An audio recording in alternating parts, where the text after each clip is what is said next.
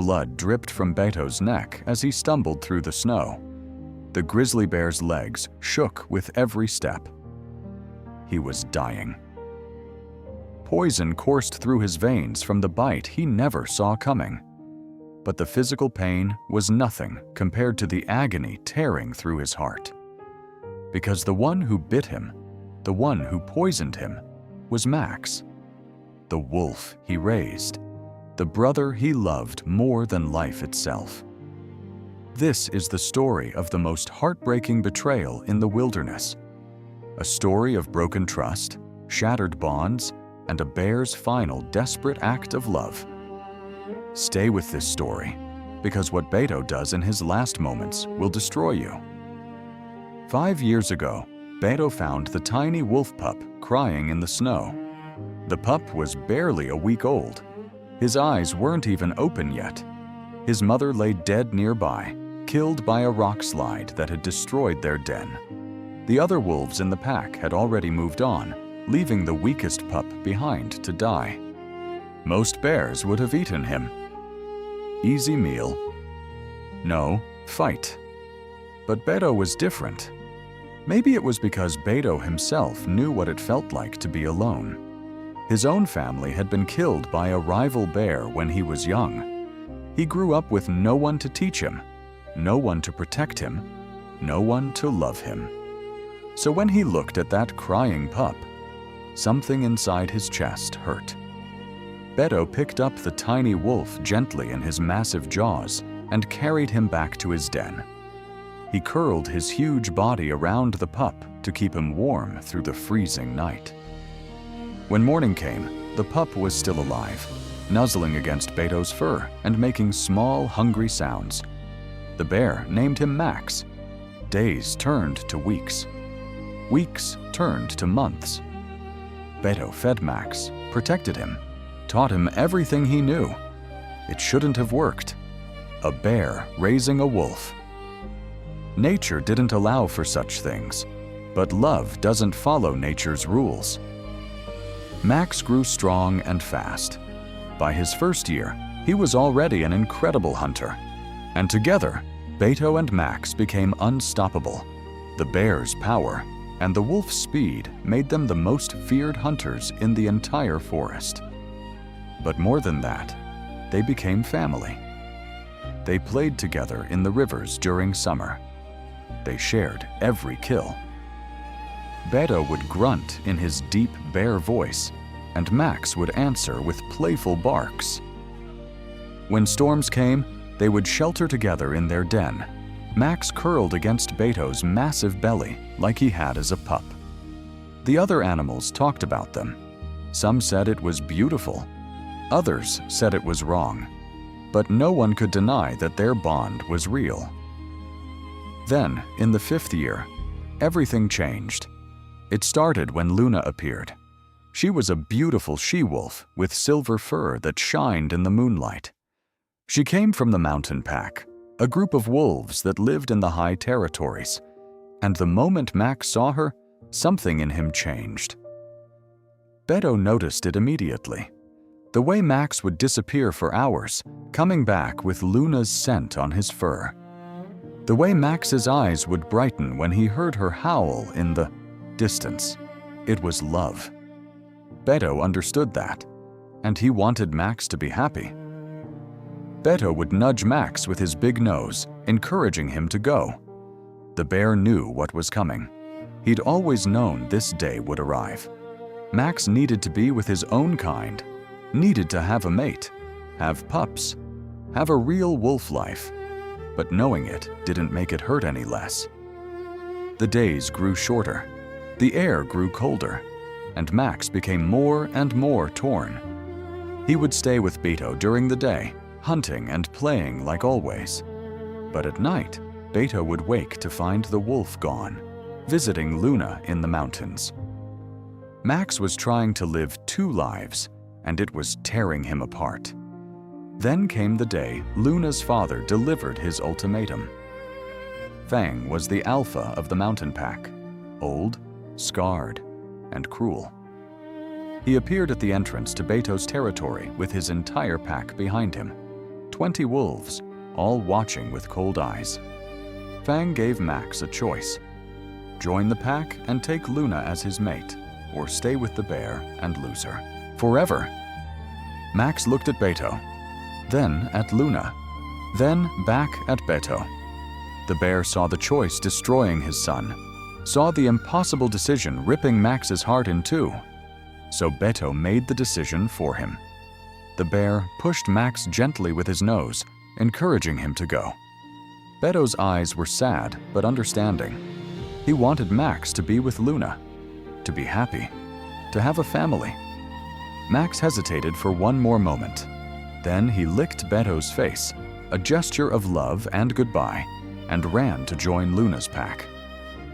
Beto watched them disappear into the mountains, and for the first time in 5 years, the bear was alone again. The den felt empty without Max's warmth. Food was harder to catch without the wolf's speed.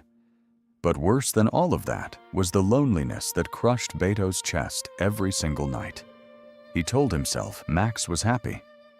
That was enough. That had to be enough.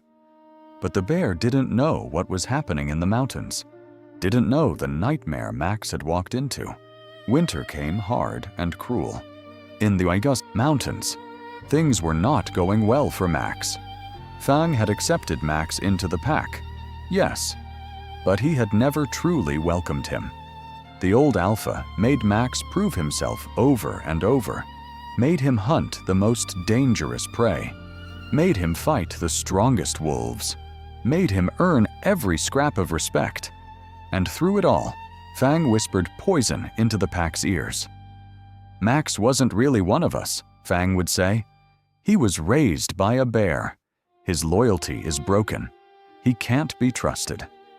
Luna defended him at first, but slowly, even she began to question, to wonder, to doubt. Then came the harsh truth about pack hierarchy. For Max to truly become Luna's mate and earn his place in the pack, he had to prove something big, something that would erase all doubt about his loyalty. Fang waited until the coldest part of winter, when food was scarce and the pack was desperate. Then the alpha announced his plan. There was a bear in the valley, fat from autumn feeding, enough meat to feed the pack for weeks. And Max would lead them to it. The bear was Beto. Max's blood ran cold when he realized what Fang was asking. Lead the pack to Beto. Help them hunt the bear who raised him. Kill his own father to prove his loyalty to wolves who would never truly accept him. Fang made it simple. Do this, and no one will ever question your loyalty again. Refuse, and leave this pack forever. Lose Luna. Lose everything. Max looked at Luna, desperate for her to say something, to defend him, to tell her father this was wrong. But Luna looked away. Her silence broke Max's heart. The wolf ran from the pack that night. He ran through the snow, through the trees, not knowing where he was going. His mind screamed in agony. Kill Beto, or lose everything. Betray the bear who saved his life, who raised him, who loved him like a son. Or lose Luna, lose the pack, lose his chance at a real wolf life. He found himself at the border between the mountain territory and the valley. Below, he could see the area where Beto's den was hidden. Smoke from the bear's breath rose in the cold morning air. Max howled. A long, broken sound filled with pain. And from the valley, Beto heard it. The bear's heart leaped. That was Max's howl. After months of silence, his son was calling to him. Beto ran toward the sound, his massive body crashing through the snow with joy. Maybe Max had come back. Maybe Max missed him. He stopped when he saw them. Max stood on the ridge above, but he wasn't alone. The entire mountain pack surrounded him, and the look in Max's eyes wasn't joy, it was guilt. Fang stepped forward, announcing their intentions. They were going to hunt Beto, and Max was going to help them. Beto's eyes stayed locked on Max. The bear's voice was soft, understanding. He told Max that he didn't have to do this. Whatever they were making him do, he didn't have to. Fang snarled back. Max did have to. If he wanted to stay in the pack, if he wanted Luna, he had to prove his loyalty by helping them kill the bear. Beto's heart shattered. But even in his pain, he saw the truth, saw the tears in Max's eyes, saw the way the wolf's legs shook. Beto's voice remained gentle. He told Max that he understood. Fang laughed, understanding that his precious son was going to betray him. Beto said he understood that Max was being forced to make an impossible choice, and the bear wouldn't make it harder for him. Then Beto turned and ran. Not because he was afraid of the wolves. Beto could fight them all if he wanted. But fighting meant hurting Max, meant forcing the wolf to watch his pack die, or to actively participate in killing the bear who raised him. Beto wouldn't do that to his son.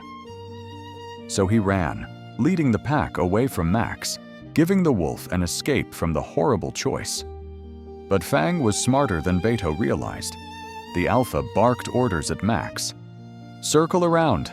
Cut the bear off at the frozen river. Prove yourself. And Max, torn between two loves, two lives, two impossible choices, did what he was told. He ran, ahead of the pack, using the shortcuts Beto himself had taught him. He reached the frozen river first and positioned himself in the path Beto would have to take. When Beto came crashing through the trees, he saw Max standing in his way. The bear slowed, stopped. Max whimpered, his voice breaking, begging Beto not to make him do this. Beto said softly that he didn't have to. Behind them, the pack was coming. Fang's howls echoed through the forest. Max cried out. If he didn't do this, he would lose everything. He would lose Luna. He would lose the pack. He would be alone again. Beto's response was simple and heartbreaking. Max would have him. He would always have him. But Max howled in anguish. He wanted both. Why couldn't he have both? Why did he have to choose? Beto's voice was infinitely sad. Because sometimes love means choosing. And sometimes, no matter what you choose, someone gets hurt. The pack burst from the trees. Fang saw Beto cornered, saw Max in position, and smiled with vicious satisfaction. He ordered Max to attack, to bite Beto's neck, to prove his loyalty. Max looked at Beto, the bear who saved him, raised him, loved him. Then Max looked at Luna, standing with the pack, the future he wanted, the life he dreamed of. The wolf's body trembled with the weight of the choice. And then, with tears streaming from his eyes, Max lunged. Max's teeth sank into Beto's neck, but not deep, not killing, just enough to draw blood, just enough to look real to the pack watching. Beto understood immediately what Max was doing. The wolf was trying to fake it, trying to make it look like he was helping without actually hurting Beto badly. But Fang was no fool. The alpha snarled, demanding Max bite harder, or he would know Max was faking. Max's jaws tightened slightly. Beto grunted in pain, but stayed still, letting the wolf do what he needed to do. Fang roared again, harder, and that's when Beto realized the horrible truth. Fang would never be satisfied with a fake attack. The alpha wanted Max to truly hurt him, truly betray him, wanted to break whatever bond remained between the bear and the wolf. There was only one way this ended, with Beto truly injured or truly dead. The bear made his choice in that moment. With a roar that shook the trees, Beto threw himself backward, making it look like Max's bite had been devastating. He crashed into the frozen river, the ice cracking beneath his weight. The pack howled that Beto was down. The bear lay on the ice, blood from Max's bite staining the white surface red. He looked up at Max one last time and did something that would haunt the wolf forever. He smiled, a gentle, understanding smile that said everything without words. "I forgive you. I love you. Be happy." Then the ice beneath Beto shattered completely, and the bear plunged into the freezing water below. Max screamed, lunging forward, but other wolves held him back. Fang commanded them to let Beto go. The cold would finish what Max started. The Alpha praised Max, telling him he was truly one of them now. The pack celebrated, howling their victory. Luna approached Max, nuzzling against him with affection and pride. But Max felt nothing except the horrifying emptiness where his heart used to be. He had killed Beto, or as good as killed him. No one survived those freezing waters. For his choice, for his new life, for Luna. But as the pack headed back to the mountains, Max looked back at the broken ice one more time, and he knew he had made the wrong choice. Deep below the ice, Beto swam in the darkness. The freezing water should have killed him immediately, but Beto was strong, and he had one purpose left. He found an air pocket beneath the ice and surfaced, gasping. His body was already going numb from the cold. The bite wound on his neck throbbed with pain. But worse than any physical agony was the poison spreading through his veins. Because what Max didn't know, what the pack didn't know, was that in his desperation to make the bite look real, the wolf had bitten deeper than he meant to, and his teeth had hit a vein. Not enough to kill immediately, but enough to start the slow process. Beto was dying. The cold and the wound combined were too much even for his massive strength. He dragged himself out of the water on the far side of the river, away from where the pack had been. His legs barely worked, his vision blurred. But Beto had one mission left, one final act of love. He began to walk. Every step was agony. Every breath felt like it might be his last. But he kept moving, following a path he knew by heart. He was going back to the old den, the den where he'd first brought Max as a tiny pup, the den where they'd spent 5 beautiful years together. If he was going to die, and he knew he wanted to die there. It took him all night to reach it.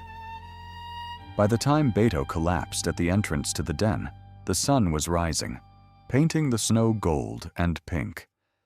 The bear crawled inside. One last time. And there, he did something that would change everything. With the last of his strength, Beto used his claws to carve marks into the wall of the den. Pictures, memories, a large bear shape and a small wolf shape, side by side. The two of them hunting together, playing in the river, sleeping curled together. Every memory of their 5 years scratched into the stone so they would last forever. And at the end, Beto carved one final image, the bear's paw touching the wolf's paw. Underneath, in the simple marks animals use to communicate, Beto scratched 3 symbols that meant, "I forgive you, I love you, be happy." Then, his strength finally gone, Beto curled up in the same spot where he used to sleep with Max against his belly, and he closed his eyes for the last time. His last thoughts were not of the pain, not of the betrayal, not of the cold or the darkness closing in. His last thoughts were of a tiny wolf pup crying in the snow. And the moment Beto chose to save him instead of leave him. If he could go back, knowing everything that would happen, knowing the pain that love would bring, Beto would make the same choice again. Because loving Max, raising Max, having those 5 perfect years together, was worth every moment of suffering at the end. Love is always worth it, even when it breaks your heart, especially then. 3 days later, Max couldn't take it anymore. He had tried to be happy, tried to enjoy his new life with Luna and the pack, tried to forget the look in Beto's eyes as he fell through the ice. But every time he closed his eyes, he saw it. Every time Luna nuzzled him with love, he felt sick. Every time Fang praised his loyalty, he wanted to scream. He had gained everything he thought he wanted, and lost everything that actually mattered. Max told Luna he had to know if Beto survived. She said the bear didn't survive, that Max needed to let it go. But Max couldn't. He couldn't live with this. He had to see. He had to know. So he ran. Back to the river. Back to the broken ice. There was no body. No sign of Beto. For a moment, Max's heart soared with desperate hope. Maybe the bear had survived. Maybe there was still a chance to make things right. Then he caught the scent.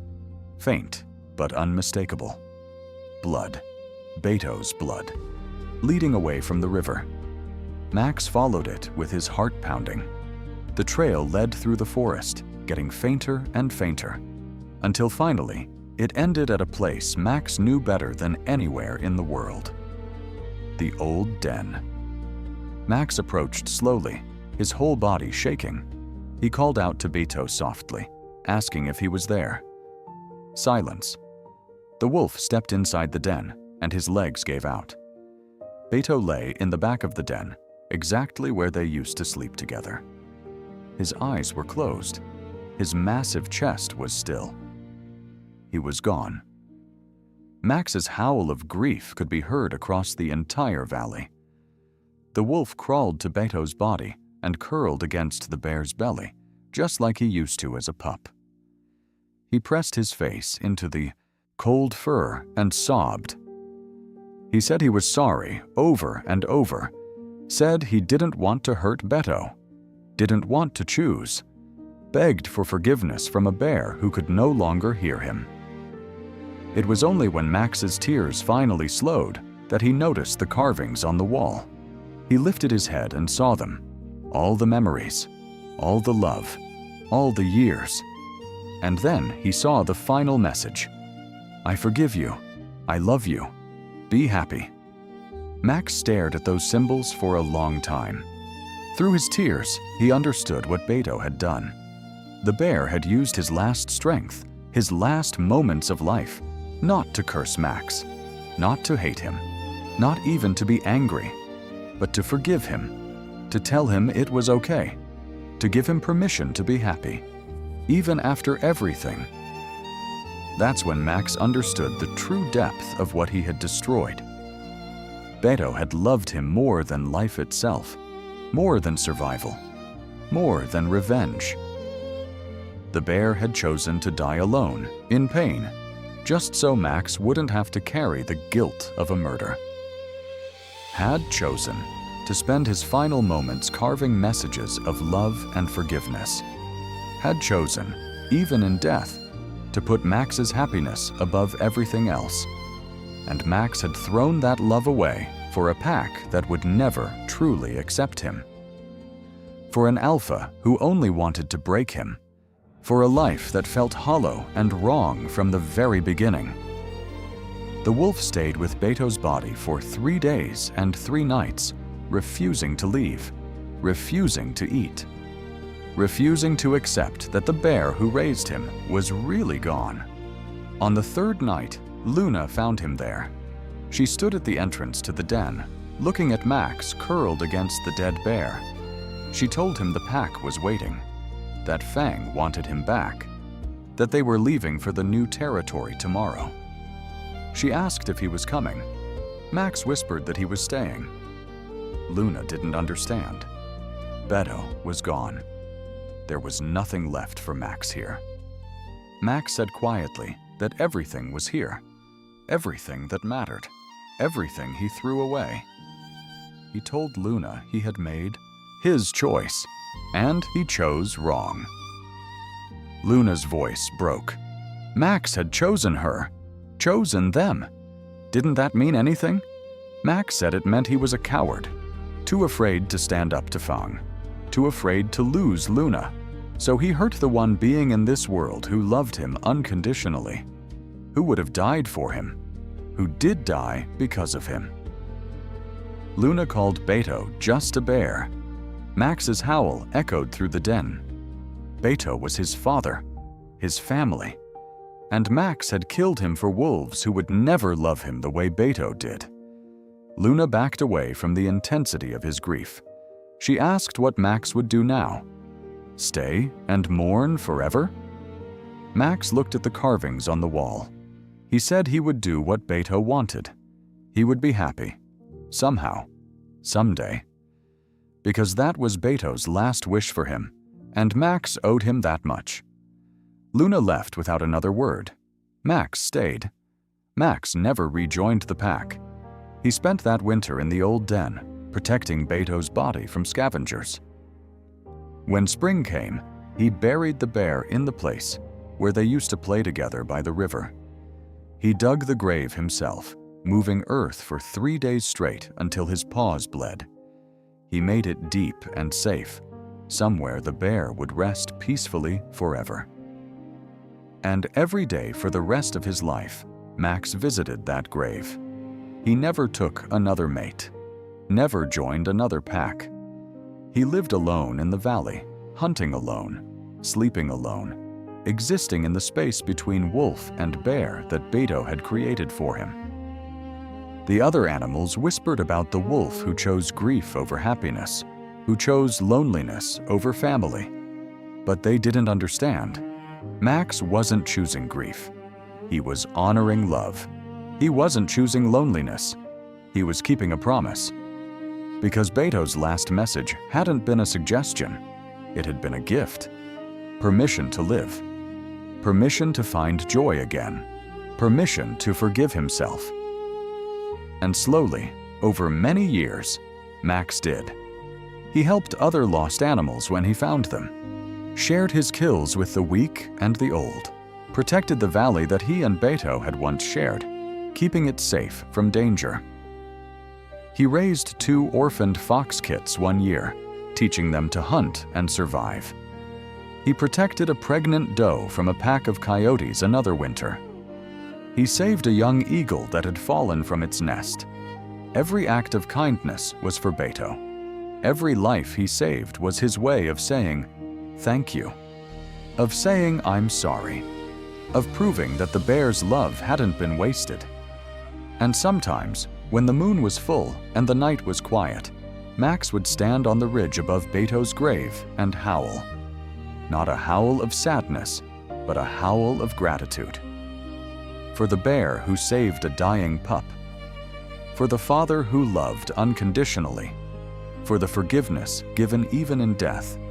And for the lesson that Max carried for the rest of his life. True love isn't about making the easy choice. It's about making the right choice, even when it costs you everything.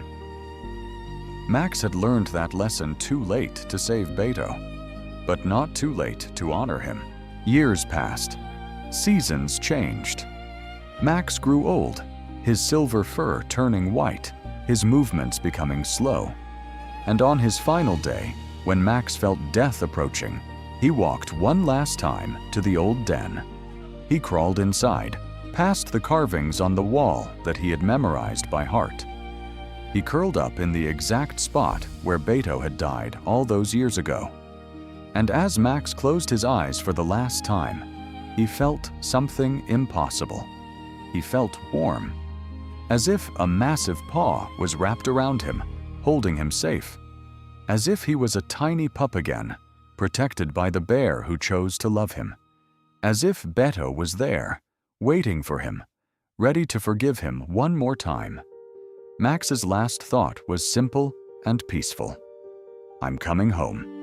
And somewhere in whatever exists beyond this life, a bear smiled and opened his arms to welcome his son. Because love doesn't die when the body does. It echoes in the choices we make, in the lives we protect, in the forgiveness we give and receive, and in the bonds that death itself cannot break.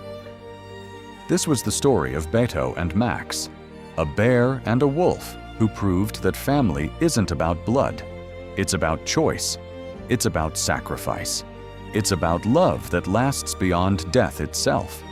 If this story broke your heart, if tears fell while you watched, you're not alone. Leave a comment and tell us what this story made you feel. Tell us about someone who loved you unconditionally, who forgave you when you didn't deserve it. And if you want more emotional stories that will make you feel deeply and remind you what truly matters in life, subscribe to Wildlife Files. Every week, we bring you stories from the wilderness that touch the deepest parts of your heart. Our next story is about a mother elephant who walked for 7 days to save her dying calf. You'll need tissues. Until then, remember this: the people who love us most are the ones who forgive us even when we don't deserve it. Don't wait until it's too late to tell them what they mean to you. Rest in peace, Beto. Your love changed everything. And may we all love as deeply and forgive as completely as you did.